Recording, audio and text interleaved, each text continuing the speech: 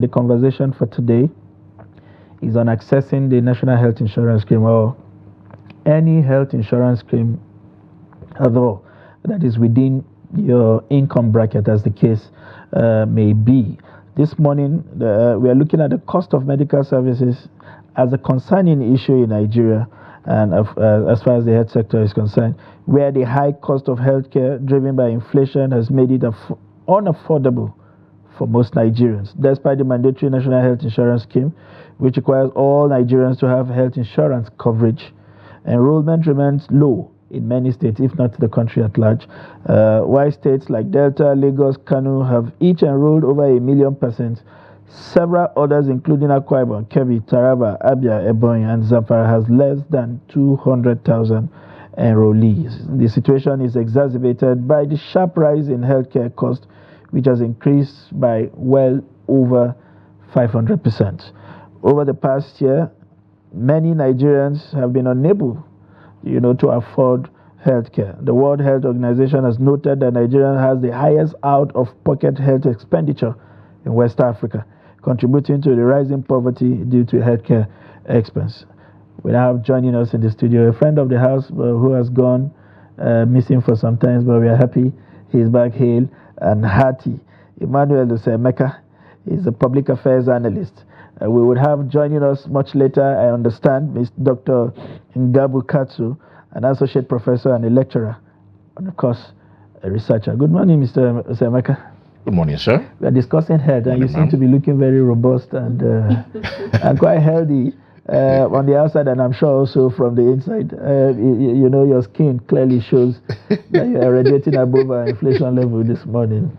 It's nice to have you in the studio again. I didn't know you're a politician. I wanted to put you in the right frame of mind.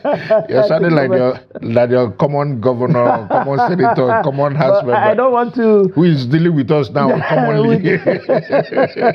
With his unchecked, unchecked or common utterances and talking health.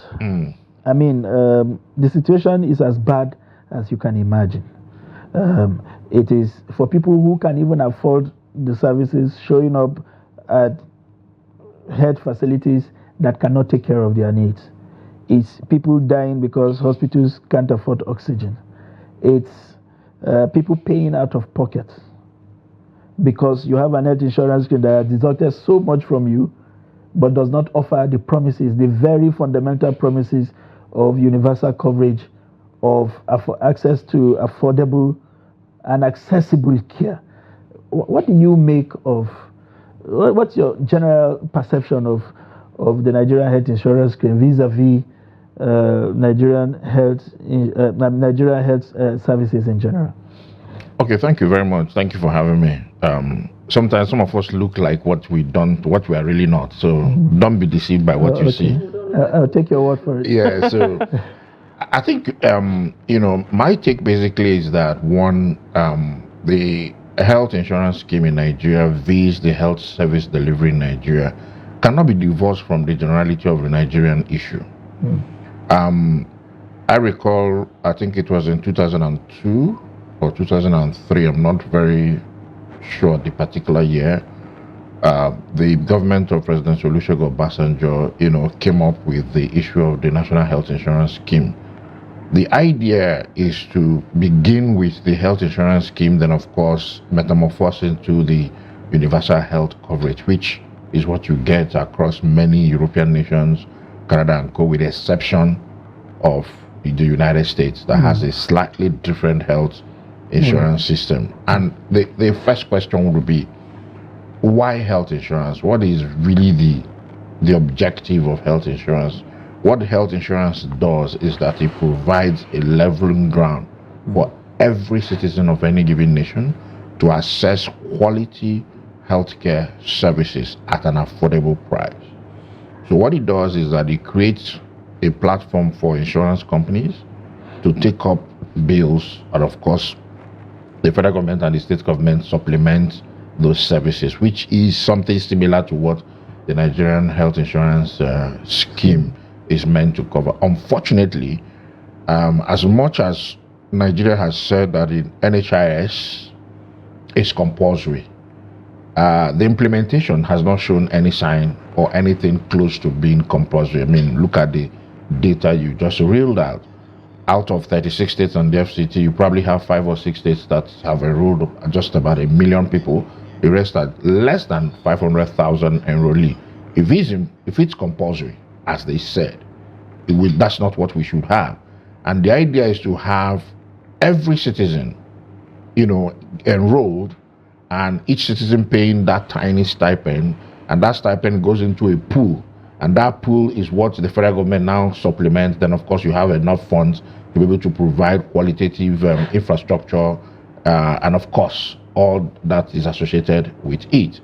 And so if you look at it generally, you realize clearly that you cannot divorce, should I use the word, the failure of the health insurance scheme from the generality of the Nigerian situation. All right. Opening statements there from Osemeke. We'll take a quick breather. By what time our second guest will join us on set? Please don't go away.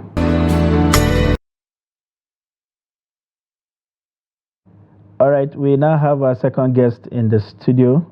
I think our first exercise this morning will be really getting the pronunciation of his name correctly, but I'll try. He is Dr. Nghargbu Kesu, an associate professor, a lecturer, and a researcher, and I hope I got that correctly. Good morning, Doctor. You tried so much. That's It's great. Nghargbu Kesu. I can't go further than I have Of tried, course, I'm you sure. have tried. I mean, Mr. Emmanuel here was just giving us an overview of what the health system has become, whether it is the national health insurance scheme or the broader question of health services as far as Nigeria is concerned, and rounding off with the summary that the health system is a mere reflection of the general Nigerian society. But you have been a doctor, and I'm sure you may have seen what health practices are across other climes. Let me not say saner climes now, because a lot of people want to contest that clause, but other climes of the world. If you just oppose those experiences with what we are doing in Nigeria, what are your initial comments around what we are doing as far as the health system is concerned, and what else we can do to make what we currently have better? Thank you very much. In order to get your bearing correctly, any day, any time, you must make reference to established points. So with respect to other climes, let's not talk about climes that are behind us.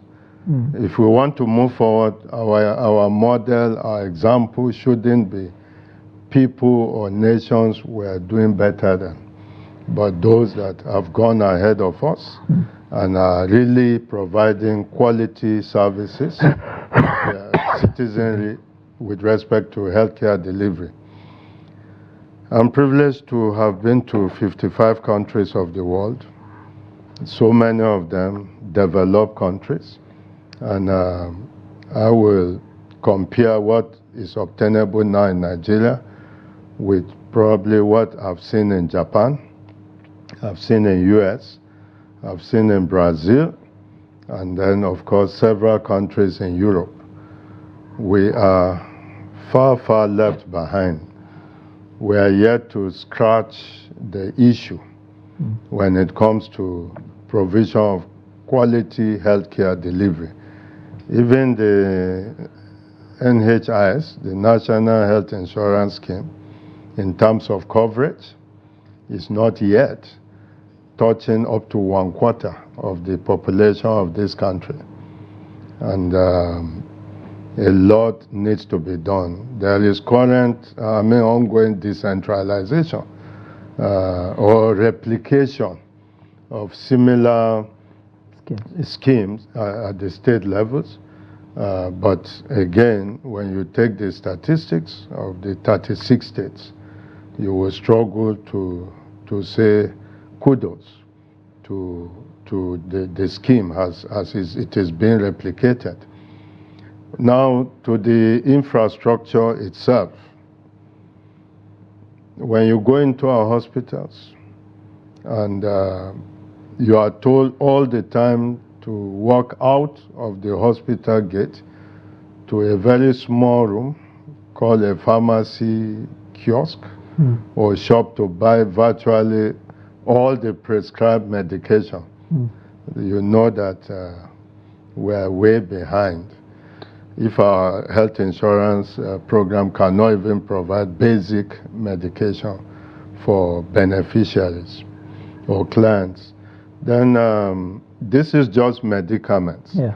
When you talk about equipment, the most basic of equipment are lacking. Most of our health facilities are referral, centers where you get referrals. Nigerians watching me, I will delve into an emotional note. My left eye, this eye is gone. And so I'm for 3 years, I was just told, go here, go there. At FMC Kefi, they kept me for 1 year, moved me to National Eye Center in Mando for 2 years. They were not getting any breakthrough, and they were not owning up. They were not sincere with even the medical records belonging to me as per the state of my eye. When the eye eventually... Even with you as a doctor? Why not? So even with the eye deteriorating, nobody was willing to tell me, we can't, this is beyond us, we can't help you, we do not have what it takes. Until I lost the eye, then they referred me to Europe.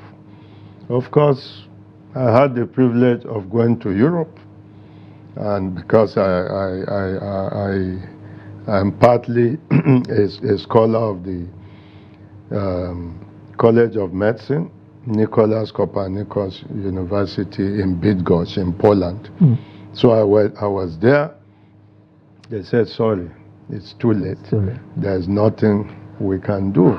So imagine this was an eye problem. Imagine if it were a more chronic ailment.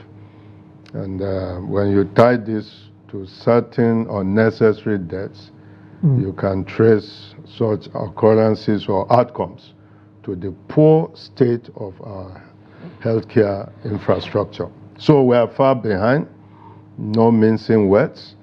We must double up effort to measure up to the barest minimal standards required for us to really deliver quality healthcare services to our citizens. All right, thank you, Doctor, for establishing the fact that we're far behind, and Osemeke, you also said the same thing. But now let's come back to the NHIS itself. I'll come to you, Emmanuel Osemeke.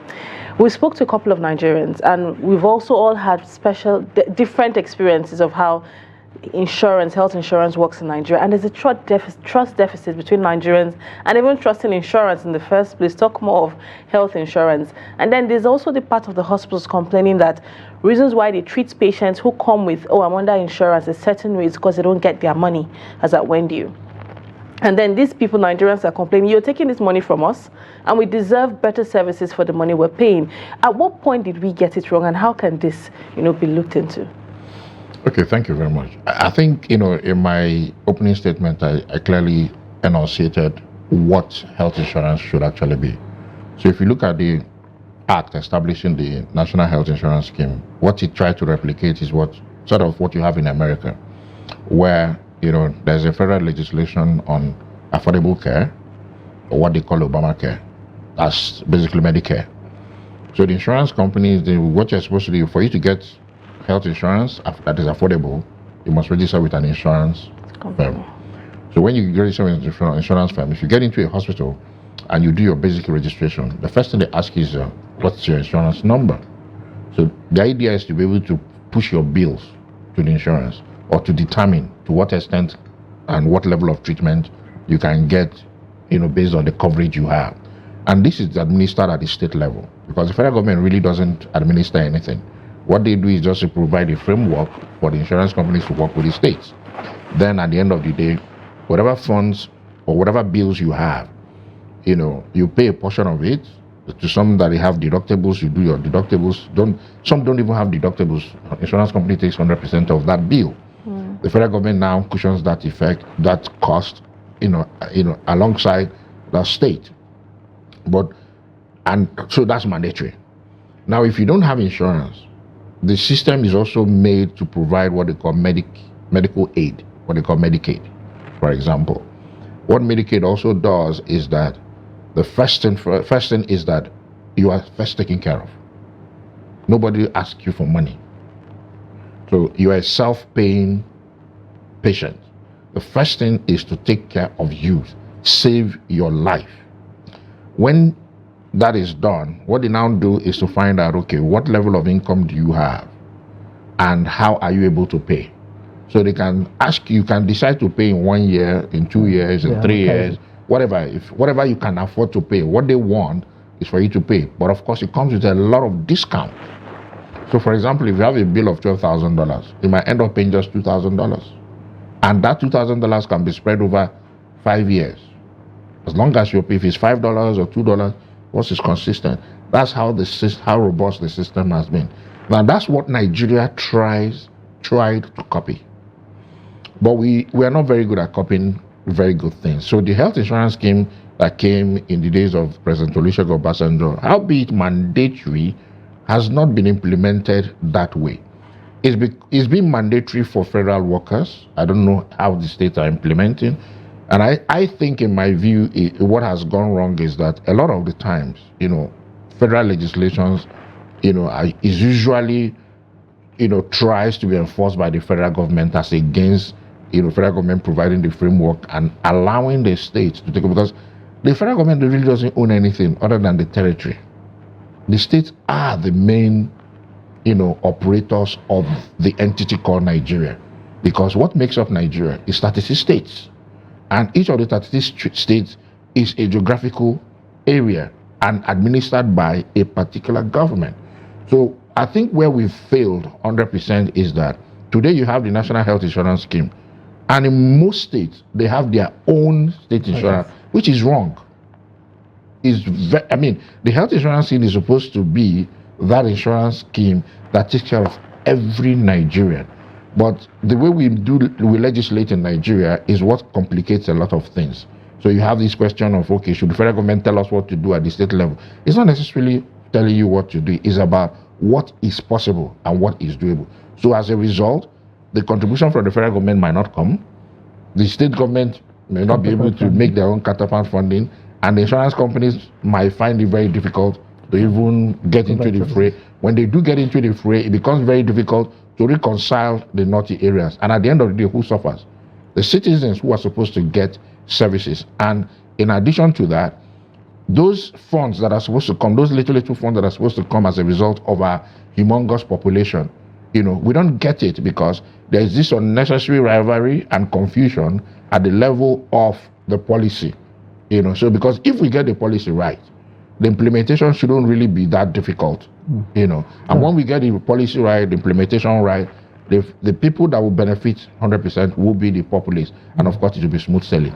All right, Doctor, coming back to you, I was shocked, with some of the vivid descriptions that you have offered in your opening statement, especially when it comes to the lack of sincerity between you, the patient, and even the system, especially in even admitting their incapacities, and if that could happen to you with your knowledge, established knowledge in that sector, you begin to imagine what happens to a layman who is at the value of some scripted words on the paper he can't even read or ask questions about. I've been in a medical facility where, after explaining what I felt like probably the symptoms, the person just went on and scripted, and I said, "Doctor, what exactly is your initial evaluation of my problem? What do you have in mind?" He said, "Just give this paper to, when you step out of this place, give them this paper, they know what to." I said, I am a bit learned. I want to be able to tell if there is a repeat of this same symptom, that this is what it is and what I could do to help myself before it gets worse. Can you kindly, in a layman's language, tell me what the problem is? And who knows, I may want to get a second opinion. he fled up. And that discouraged me from ever wanting, because you take children to the hospital, they see the doctors, they ask questions, and they just script whatever they want and pass you on to somebody else. And they say, oh, you take 3 injections, we give you drip, and that's the end. Where do you think the problem lies? Is it that we do not have the requisite personnel, whether in terms of skills or experience, to then begin the kind of revolutions we want to see in the health sector, or it is just squarely down to the poor facilities that we have, or there is something about the medical practices that has to change completely? Because the same Nigerian doctor who comes off as being arrogant and would not want to respond, or shows up in his own private hospital several hours after you have been waiting, moves over to England, and they are judged some of the finest in the world. The caller this morning said they were mentioning doctors on call, and they said Dr. Okoro. He said that is the one I want to see. What exactly is happening in that sector, Doctor, by your own reckoning? Well, let me start by saying sometimes we're very deliberate about our acts of non-patriotism. We are good at behaving like the Romans when we get to Rome. And then when we come home, let's do it anyhow. Let's do it the Nigerian way. We concede and subjugate excellence, if you like, merit for mediocrity and quackism, unethical conduct. First and foremost, education will help. Education, both for patients and for practitioners, healthcare providers. There is an aspect of law called medical law. People need to take courses. All medical doctors, nurses, people in colleges or schools of health technology, etc., ought to know the implication of not treating patients well. That information you were looking for was actually an entitlement. Yes. So flaring up was an offense, was an unethical conduct. And probably because of 2 things. He was not well informed of the consequence of reacting or behaving in that manner, or he was just ignorant as well of the rights of the patient. So education will close such gaps and improve the objective of setting up the NHIS and its subsequent decentralization. 2, the endemic corruption in the sector, where healthcare providers are selected or enlisted based on nepoistic tendencies. Is my own person. I know him, we were classmates. He now runs a healthcare facility. This is my time to reckon with our long-standing relationship, even if capacity is questionable. So that must stop. And then the third element, which needs to be addressed, is tied to funding. Yeah, when beneficiaries are not well informed about the benefits of the scheme, enrollment will be less, and it directly impacts on funding, because it's not only government that funds it. Yes, so the deductions are made from people's salaries, and nobody forces you to enroll. It's not by force.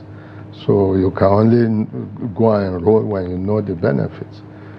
So, and then the services must be improved to also attract increased enrollment.